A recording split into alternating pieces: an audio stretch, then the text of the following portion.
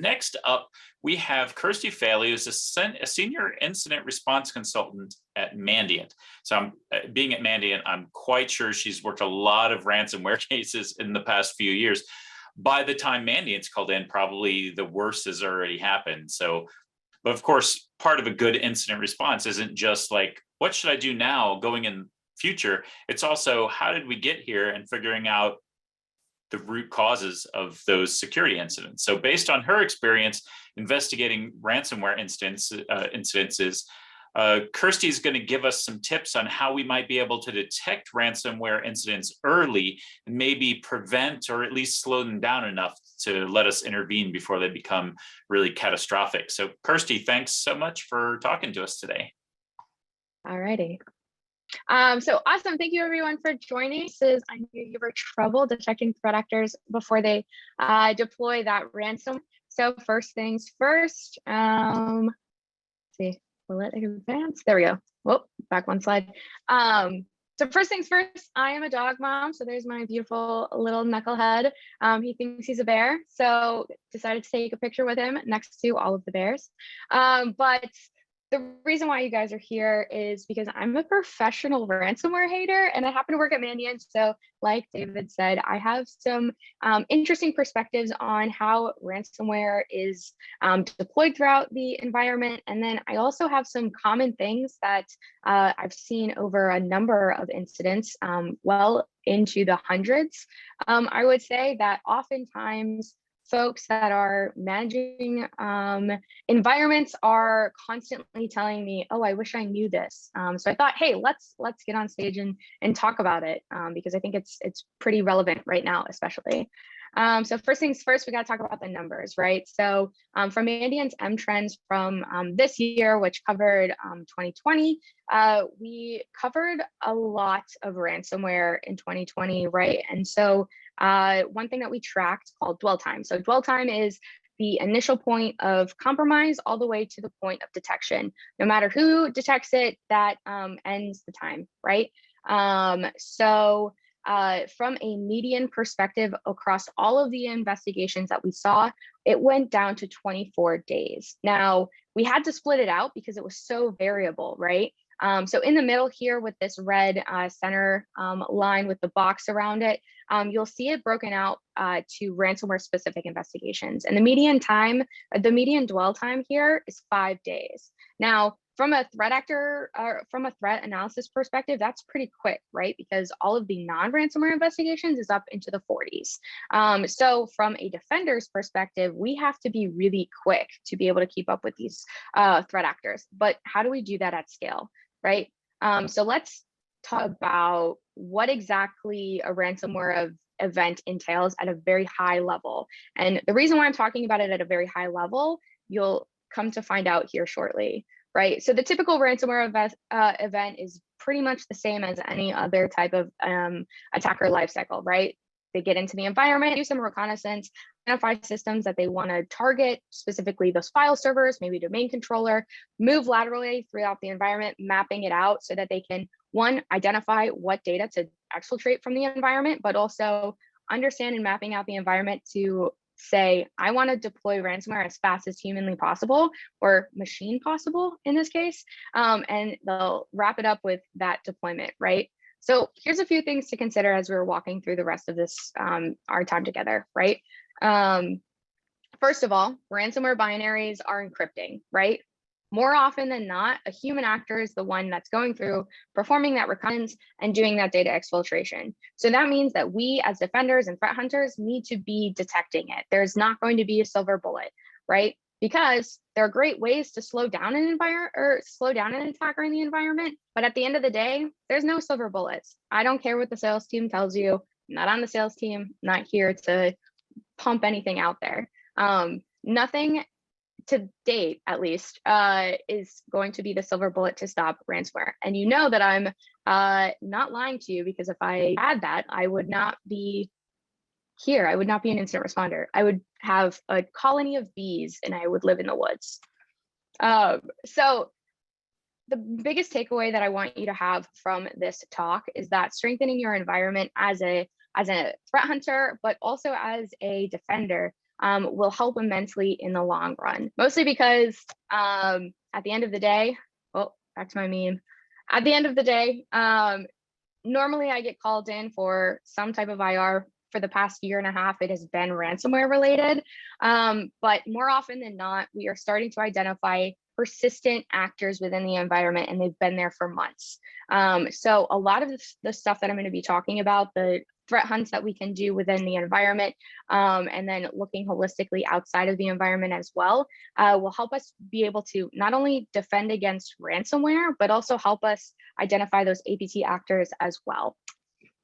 So let's start by talking about, kind of the landscape right now. Like organizationally, I kind of put security landscapes into three main buckets, right? So we'll start on the one side of the landscape, and that's really, kind of the underdeveloped side. They don't have security teams, it's a decentralized IT environment. Maybe it's an IT person that is managing all of the security stuff within the environment, and it's like one person. It's not ideal. But there are some organizations out there that have that. They don't have any support outside of just the one person that's running tech. And then you have everything else on the other side, which is the more advanced side, obviously. And that's the dedicated 24/7 follow the sun SOC. They have a dedicated hunt team, and they're constantly improving their security landscape by taking specific incidents, learning from them, creating better detections, improving on detections that they have internally, and tuning out those false positive alerts, right? But really, what I want to focus on and talk through is this middle part, right? That median level. And most of the folks that I see on the incident response side fall in here, right? So security teams that have emphasis on growth, they're just not moving fast enough, right? That 5-day time span really is a daunting task for any defender, threat hunter alike, right? So they may have security tools, but it's decentralized. There's no real alert management. So folks are missing things. And then, of course, and probably the biggest hindrance to a lot of organizations that are impacted with ransomware is they have this limited ability to scale response efforts, whether that's from an incident response perspective, a threat hunting perspective, or even just in the SOC, right? They have a really hard time managing an enterprise-wide environment to get better visibility. So now that we know that, let's talk about how ransomware incidents happen. And the reason why I want to go through this a specific way is because, well, in the beginning of August, a Conti affiliate, Conti is a ransomware variant that operates in what is known as the ransomware as a service model, or a ransomware affiliate program. One of their affiliates leaked their playbook essentially online. And it took probably about 30 minutes for InfoSec Twitter to be like, wait a second, we have seen all of these, kind of initial compromise or initial access and lateral movement and reconnaissance commands across a number of different, kind of ransomware incidents. It's not just Conti. What's going on here? And then, later down the line, we had some other stuff with Ray come out, a lot of different campaigns come that were highlighted. And Vladim here wrote out a bunch of different TTPs and hunting ideas and detection rules. And it's a very, very well thought out and amazing collection of stuff, right? And this all came from a deeper report post, right? And when you go through and you look at the detections that Vladim wrote versus what the Conti manual has, you'll see a lot of overlap. So the folks over at Recorded Future, Alan and John, were talking, and I'm glad that they posted this on Twitter because honestly, I think a lot of us from the consulting perspective, we're thinking about it. And, we have at Mandiant, we have our Intel team and we're putting out content all of the time. But one thing that, we have to identify is that we have a lot of bias, right? We only know what we know because we have the data for what we know about, right? So when all of us start talking and start sharing that, hey, actually, yeah, we're seeing the same stuff. Ransomware as a service is actually just hackers hot swapping these ransomware variants, but the tradecraft is really staying the same. It changes a lot of how you, as a defender and as a threat hunter, need to start thinking about protecting your environment against ransomware. Because at the end of the day, if a ransomware offer or ransomware as a service offering goes down, they're just switching the encryptor. They're switching the variant that they're using, but they may be keeping the tradecraft the same. So it's not simple. It's not as simple as saying, hey, are we, protected against Conti, or are we protected against, Ryuk? It's going to be protected against ransomware. So how do we do that, right? We have to look at it from a holistic perspective and kind of look at the overlaps of all of the different stuff. And at the end of the day, it's really just creating that defense in depth type situation where you're going to be able to say, hey, I can attack, or I can look for and detect all of these different things. But what does that look like, right? I haven't seen a nice presentation that kind of collects everything and puts it together in one, kind of piece. So decided I would put it together for myself. So first we have to talk about entry vectors, right? Entry vectors are really easy to, kind of talk about from a, consulting perspective, because one, I see it every day, but someone that's defending an enterprise may not, right? So in 2020 and now into 2021, we saw a number of single factor perimeter compromises. And that was kind of an interesting situation. That was a direct fallout of the pandemic, I think, because everyone rushed to being remote. There were VPNs that were stood up really quickly. And security was kind of a second thought to that, because we were thinking about like human security and keeping people safe. So as a defender and as a threat hunter within your environment, one hunt that you can do is search throughout your entire environment and identify any entry points within your environment, and do they have multi-factor associated with it. The next thing is phishing turned to backdoors, right? This is not a new concept. And in fact, I think that there's a hunting for office macros here later, so I'm not going to dive in deep. But a lot of times, especially over the past year and a half, we saw weaponized documents leveraging office macros to run malicious code. And we also saw phishing lures with, those shared sites that were enticing those users to click the link, right? And that will bypass a lot of email security clients, basically. Now, it wouldn't be about ransomware in 2021 if we didn't talk about software vulnerabilities and zero-day compromises. Those are really hard to protect against. And I think actually this week, I just found out there was like over 60 actively exploited 0 days in 2021, which is like, I think double than what it was last year, which is kind of insane, and explains why I'm so tired, honestly. But when we're thinking about it from a defense perspective, it's so incredibly hard to protect about the unknown. Really, it's something that we can't do, right? But if we increase our visibility across our environment, it's going to aid in the early detection of that post-exploitation activity, right? And that's really what we're going to be focusing on. So now that an attacker has, here's the nice happy 2021 GIF. Now that we have gotten into the environment as a ransomware actor, we're going to do some internal reconnaissance, right? And as a defender, we hear it time and time again that you need asset management. You have to have asset management, and it's a constant struggle. And I understand that. But why is it so important, right? Why is every single consultant that comes in and does an audit telling me and yelling at me about asset management? It's so difficult. We're moving so fast. Everything's so expensive. Like, how do we do it? How do we do it at scale, right? Why do we have to do it?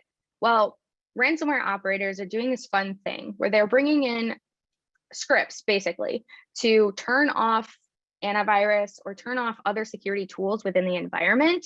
And if you don't have a full visibility into your environment to correlate timing on those events, you may miss, kind of a broad scale incident where all of your AV is being turned off by a script, right? If you're able to pull that data and look for antivirus being turned off, it could be a key indicator that someone is in your environment.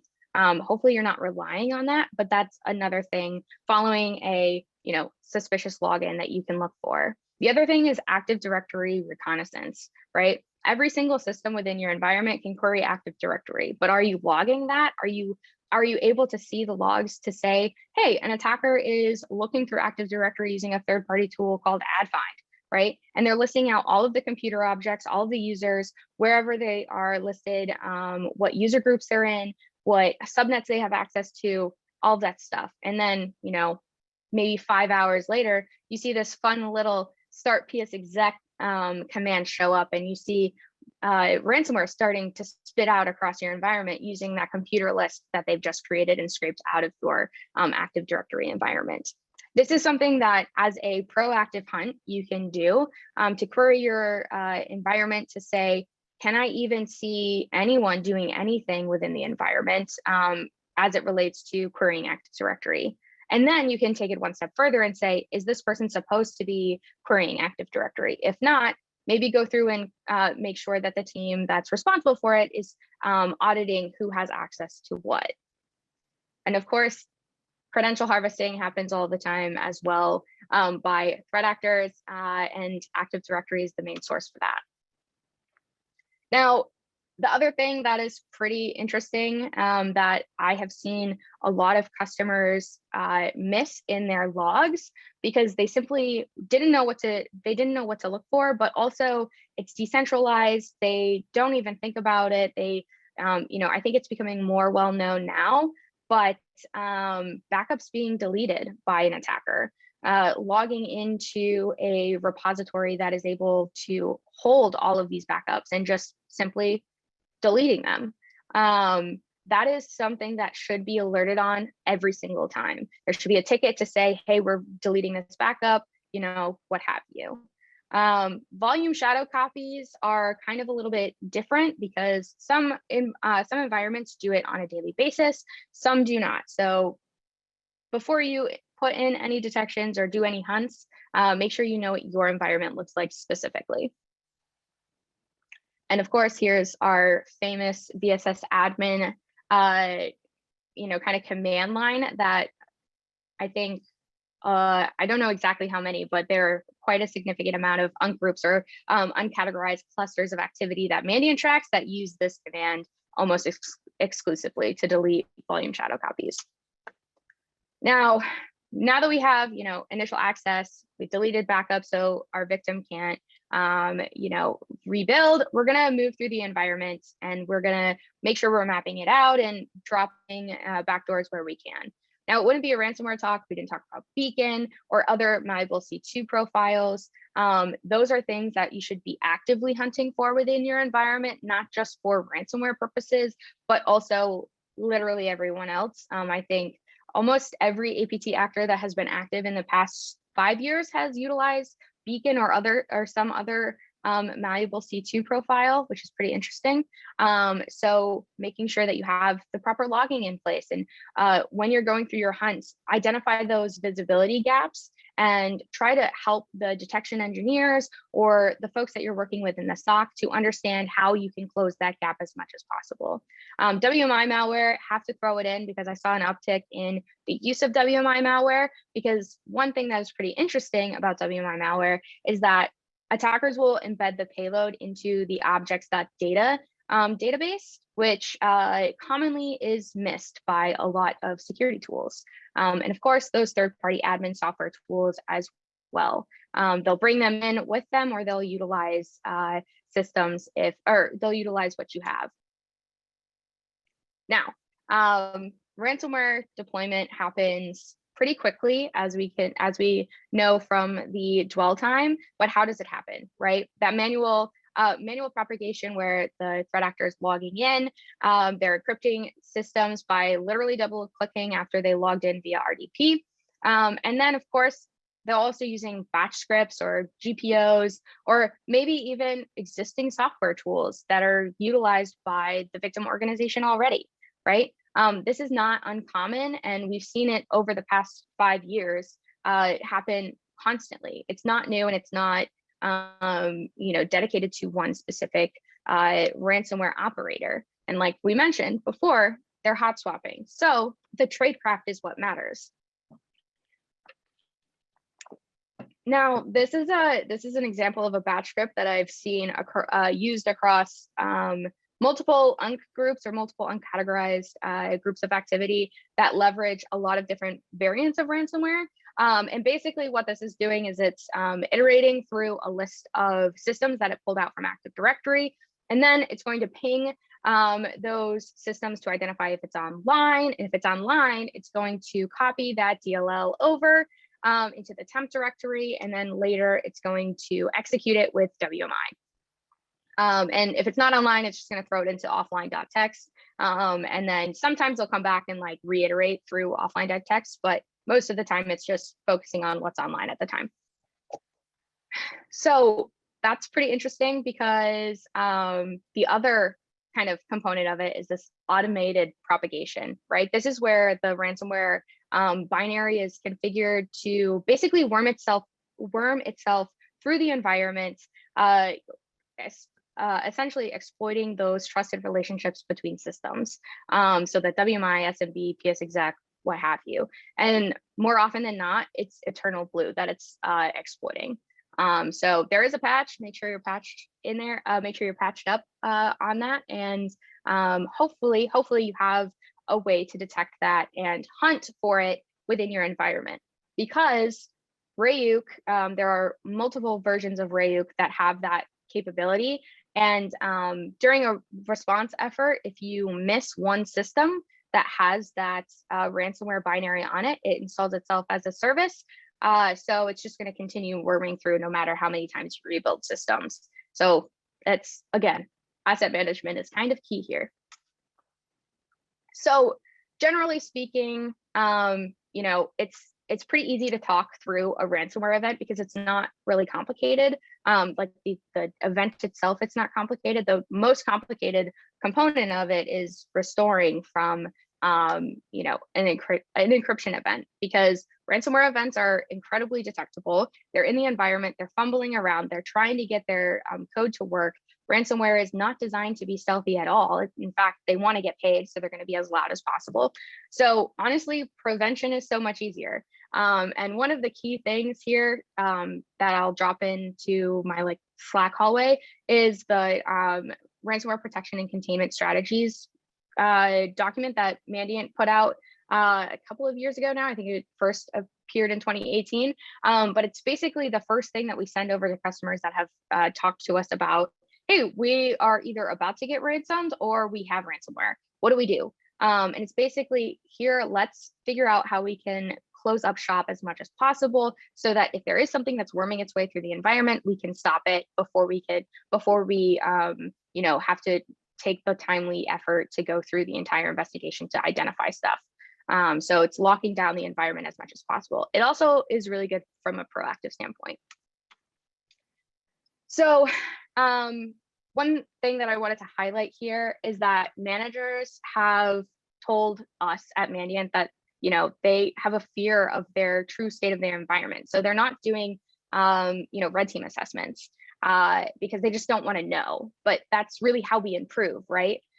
So walking through, and I think Matt Swan from Microsoft made this actually, it's the incident response hierarchy, right? And it's a really good outline of what you need to be able to respond at scale. And as threat hunters, we are designed, basically our job is to make sure that proactively no one's in our environment, but also if someone was in our environment, would we be able to tell, right? How is that feedback loop going? So the other thing that that I've heard from folks that own environments and are defending it constantly is, you know, they have a SIM, but they don't really know how to tune it or whatever. So making sure that you not only are tuning it, but also have the right data, right? Because honestly, data will tell you anything that you want it to, as long as you like harass it enough, I guess. But if you are leveraging that threat intelligence and doing those proactive hunts to understand, hey, can I identify proactively someone that is moving throughout my environment maliciously, then you are one step closer to keeping up with a threat actor that is moving at the pace that most ransomware operators are.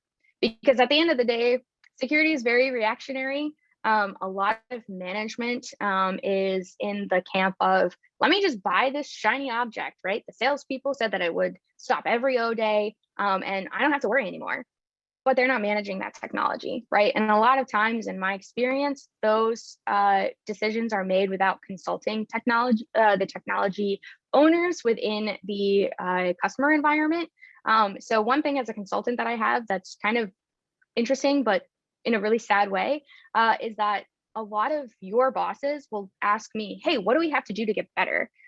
So if we're engaging with you and your company during an incident response effort, or even a proactive event, like a red team or a purple team, and you say, hey, we really need this. How can we get this done?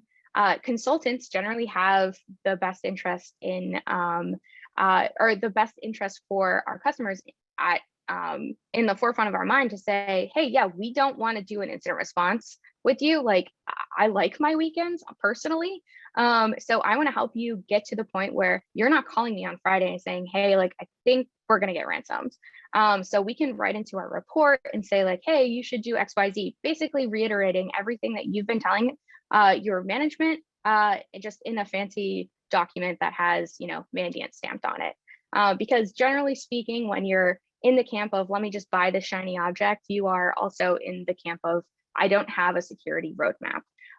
So as threat hunters and as folks that have that visibility into the environment, you have this data that you now have to translate into some fancy, metrics or some fancy, pie graph that you can sell to your manager that can go up the line so that you can get the funding that you need to be able to, stay at pace with an adversary that may be targeting your business assets to take you offline and hold you hostage for a ransom payment.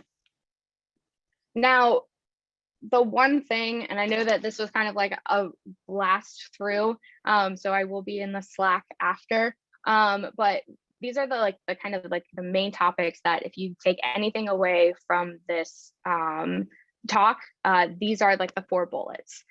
So if you have a 24/7 SOC, awesome, good, take your fruit snack, you can leave.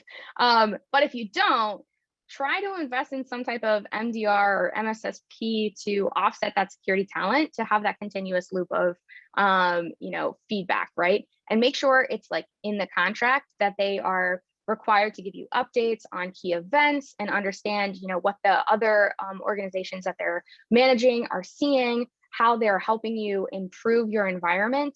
So talk with them actively about like, hey, do you have any gaps in anything, in any of your hunts? How can we help you get more data?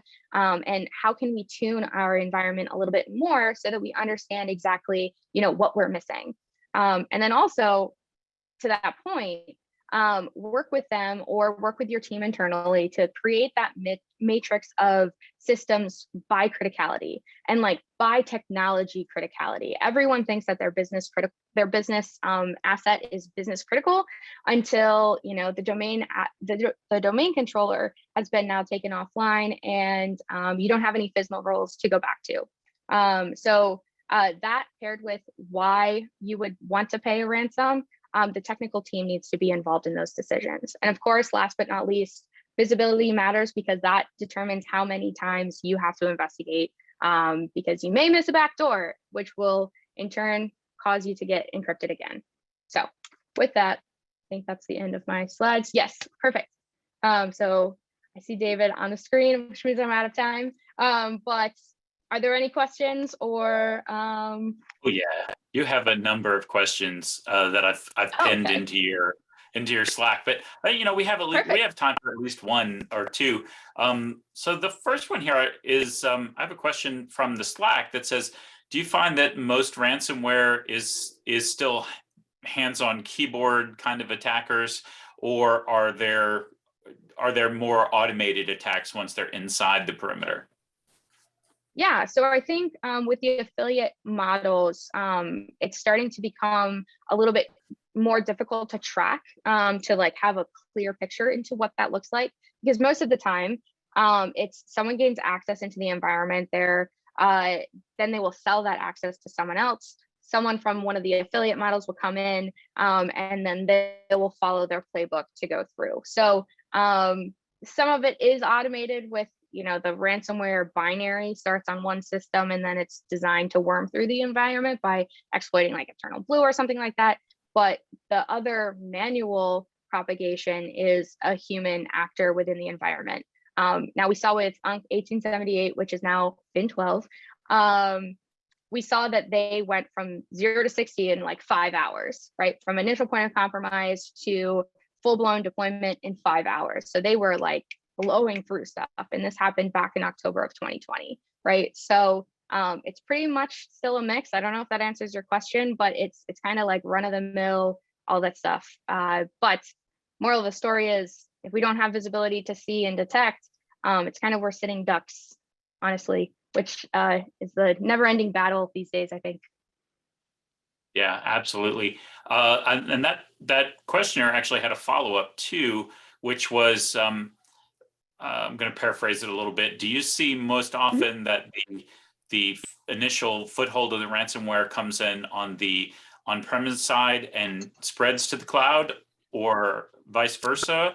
Or is there even a lot of spreading between on-prem and cloud? I think it really depends on the cluster of activity. I think it's kind of a mix. I don't know that I have done a lot of non-Windows related. So I know that the Azure environments are pretty targeted. And those, if there's a bidirectional trust between the two, of course, attackers going to take what they can to get spread as much as possible. But really it depends on where the O-Day is. Honestly, in the past, in the past 8 months, it's been wherever the O-Day is where the ransomware operator is going to come in through and then move to those critical assets, specifically honing in on the domain controllers and file servers. And then from there, they're going to push out. So it really depends on where the assets are. Okay. And then I think it looks like we have time for maybe one more. This one is actually about remote access tools maybe used by the ransomware operators, like LogMeIn or TeamViewer or something like that. And the question is, if you're just looking at the logs, do the logs of those tools being used by ransomware operators look substantially different than logs of those tools being used by legitimate users for legitimate purposes? Yeah, so that's a great question. It kind of goes hand in hand with the asset management thing again, right? And it also depends, right? Typical consultant answer. So from an asset management perspective, as the incident responders within your environment, the managers of your environment, you need to know what is supposed to be within your environment, right? So if you don't use third-party access tools within your environment, then someone's using them, right? And if you have access to those third-party logs, you can dedupe there. Sometimes it will get picked up in like RDP logs, and you may get insights into the source IP address for that, but most of the time you don't. So then it becomes finding the needle in the haystack and trying to understand who accessed what at what time, and then deduplicating it with the user. Now, if you have over 20,000 nodes within your environment that this is happening on, because it's ransomware and ransomware touches everything, that becomes a very timely process. So then you have to focus on, okay, so here's all the forensics evidence that we have, for actual attacker activity, right? And then you run the risk of, okay, maybe we're missing something because we don't have a full log set. So it's really, it's very difficult, honestly, I will say, which it always is a thorn in everyone's side on like the incident response side. If someone says, hey, do you use this random third-party access tool within your environment? And then their like head of their main point of contact from the tech side is like, maybe not. Yeah. We don't know. Let's go ask. And they're like, how do we know if we're supposed to be using it? And we're like, that's an interesting question that you're asking us. Yeah, so it's an interesting time. Yeah, I've definitely been there. And they're like, do we use it? No, maybe, yes. Yeah. All of the Yeah. Right. Perfect. Thank you, Christy. That was a great presentation. I know you have a lot of other questions queued up for you in your hallway channel, so I think you're gonna have some really good discussions in there. Appreciate it very much. Awesome. Thank you so much. Thanks for everyone's time.